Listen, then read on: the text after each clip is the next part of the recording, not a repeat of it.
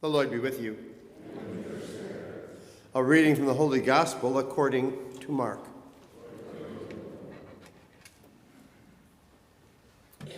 Jesus said to his disciples, "In those days after that tribulation, the sun will be darkened, and the moon will not give its light, and the stars will be falling from the sky, and the powers in the heavens will be shaken.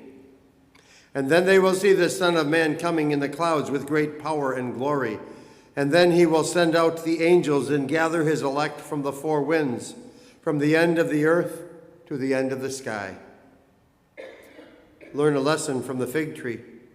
When its branches become tender and sprouts leaves, you know that summer is near.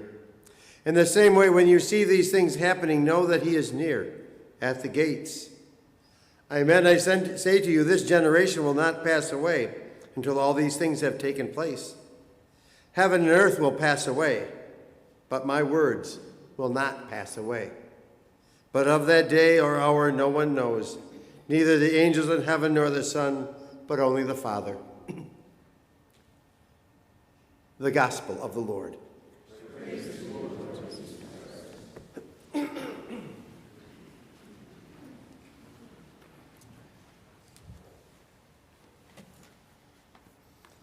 A long time ago, I saw a comic that depicted an old man with a long beard carrying a sign that said, "The end of the world is not coming.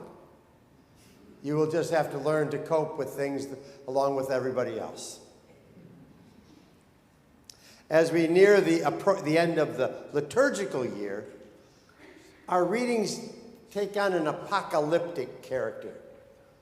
That apocalyptic doesn't necessarily mean the end of the physical world. It refers to experiences that are earth-shaking. They are the kinds of things that turn people's lives upside down. Doesn't mean you won't survive, but you'll have to adjust to a new reality. Not long after the death and resurrection of Jesus, the Jews had an experience like that. The Romans came and destroyed the temple in Jerusalem. Not only was it their place of worship, but they considered it to be God's home on earth. And now it was completely leveled. Many survived the turmoil then, but they had to adjust to a new reality. We experience lots of what we could call earth-shaking experiences on a smaller scale. Major storms and earthquakes can seem like the end of the world, especially to the people right there. New cell phones and computers can turn our lives upside down.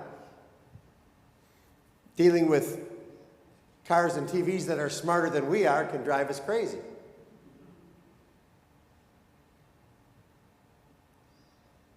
We have, no matter how great or small the earth-shaking experiences we have, there's one thing we can hold on to. There's one thing that will not pass away and never changes. We have the words of Jesus. We have the Gospels.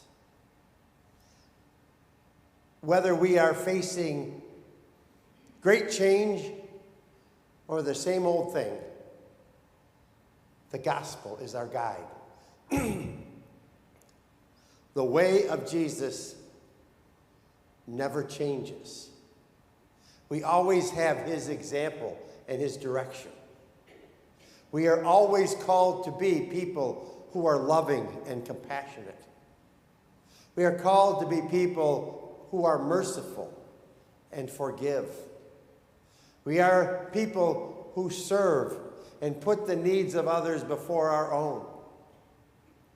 Whether we are experiencing calm times or turbulent times, Jesus is our anchor. His way is our North Star, and it always will be. We all know somebody who has to have the last word in any argument. No pointing at anyone or nudging them, okay? Jesus said, Only the Father knows the day and the hour. That means God has the last word. And God's word is always loving and merciful.